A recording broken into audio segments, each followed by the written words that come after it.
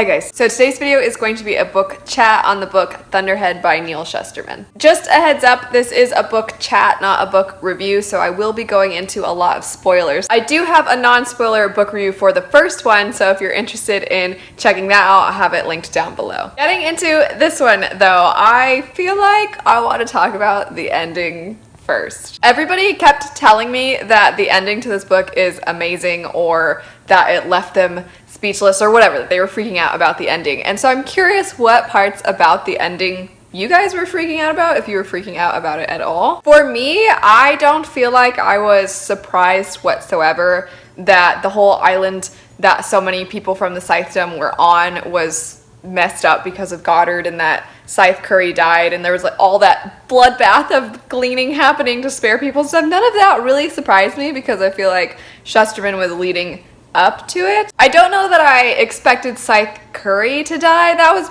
kind of a bummer that she died, but she died in such an epic way, like sparing all these people from being eaten by sharks or whatever, like having awful deaths. She spared them all from that, and in doing so kind of like, you know, doomed herself, and then she had to glean herself or whatever. That was such an epic way to go, so I wasn't even upset about it. Like, I mean, I was kind of upset because I'm like, oh darn, like she's cool. But at the same time, it was so awesome and so fitting, I felt like, for her character that, I mean, I couldn't really be upset. Citra and Rowan's deaths, I thought, weren't that upsetting either because, like, they're not really dead, right? Like, they're coming back. I was, I think, a teensy bit annoyed that I'm pretty sure Xenocrates is coming back because of the fact that he basically let himself drown and kind of got away from having his body ripped apart by the sharks and stuff, so he's probably coming back. And I feel like he's one of those characters that, I guess I don't hate him, I don't connect with him whatsoever. He's just one of those characters that you're like, oh, this guy, how does this guy always make it? So as far as all of those characters'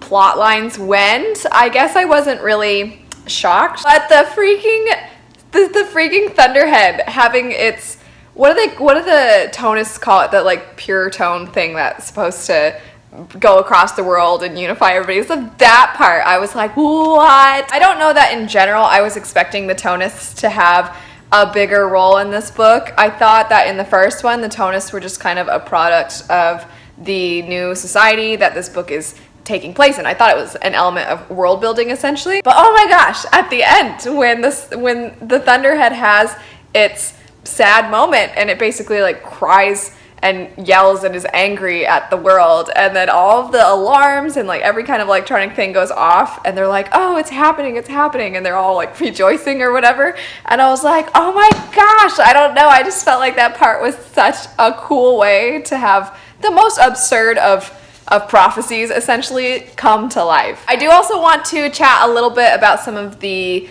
kind of twists in the story, the like dun dun dun moments. First, I want to talk about Scythe Brahms, the guy that, oh my gosh, did anybody else just kind of not like, they hate that guy? I hated that guy, oh my gosh. Obviously the book kind of starts off with this guy, and Rowan, now being like Scythe Lucifer or whatever, is hunting him down, and he decides to give him a second chance. And so I really loved that element of the beginning of the book, because just that whole idea of Rowan going around and purifying the Scythedom, I thought that was such a cool way to leave off with his character after the first book. So in this one, I loved that that was the first thing we jumped into. But then later, when you find out that Brahms, despite being spared by Rowan, decided, oh, you know what, instead of being a better person, I'm just gonna go kill that kid's father. Like, what the heck? I did think that Rowan kind of totally fell into a trap when, I mean, I kind of saw that coming when he was like, I'm gonna go get him. I'm like, don't do it, man. Like, I feel like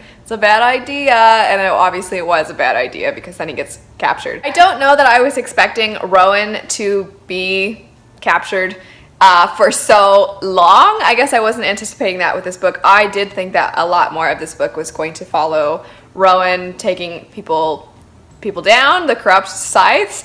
And I was a little bummed that we didn't get more of that, because I just thought that that whole plot line would have been so cool to explore for longer. But ultimately, I mean, that's not what happened, and that's fine. I just think that that would have been pretty cool. I was so annoyed at Rowan's stupid friend Tiger, though. Oh my gosh. In the first one, I always found him to be a little obnoxious.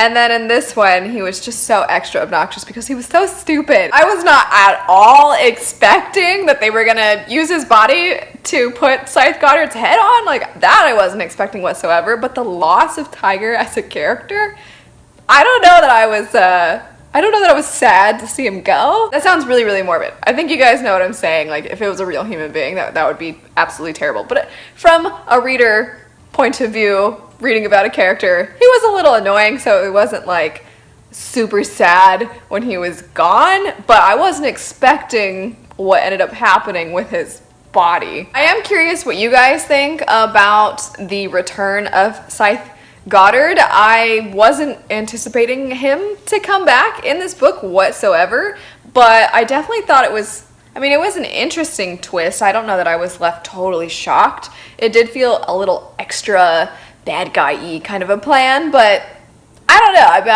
I was kind of okay with it. Looking ahead though, I have absolutely no idea what's going to happen in the next book, but at the same time, so much of the Thunderheads, we get so much of the Thunderheads' thoughts in this one, and the one thing that stuck out to me the most was the fact that the Thunderhead is aware pretty soon the Earth is going to reach its maximum capacity, and there's going to need to be an absurd amount of gleaning happening in order to make sure that the world doesn't overpopulate. This is going to tie into the whole volcano thing, right? Am I crazy that the set of islands that the Thunderhead couldn't see, I feel like that's gotta be tied in somehow, right? I don't know. What do you guys think with that? Like, I always thought before the whole islands thing came up that the Thunderhead had never seen, I always thought that the Tonists having that bowl with a plague basically in it, I always thought that was gonna come to light at some point, and I'm still wondering if that's gonna come to light at some point in the next one, or if that's just an interesting little Tonist quirk and that it's not anything more than a bowl of dirty water. I did really, really enjoy the fact that we got to see the Thunderhead's thoughts in this one. The Thunderhead's thoughts were always super, super interesting. I also liked getting to know more about the Thunderhead through the character Grayson. I liked getting to know more about the unsavory culture too, because there were so many things that were so interesting to me about the first one and how different the world looked being ruled by this electronic thing essentially. And so I really, really thought that it was cool to get to dive into some of those things more in this one. I did feel so bad for the character Grayson though, the poor kid, and I felt so bad when he couldn't talk to the Thunderhead anymore because the Thunderhead basically was his only family, only friend, and so when he couldn't talk to the Thunderhead, I was like, aw, poor kid. But then when he finally got to talk to the Thunderhead at the end, when the Thunderhead makes like him the only one that's not an unsavory, I was like, yes. I did really love that final scene between the two of them, between the Thunderhead and Grayson. I just felt like that would be captured so well in, if this was ever made into some kind of adaptation, some kind of TV show or something. Couldn't you just see that being like the most amazing last scene of a season? I think it would be so fantastic. I could visualize Grayson walking into the room and just seeing on the computer screen stuff.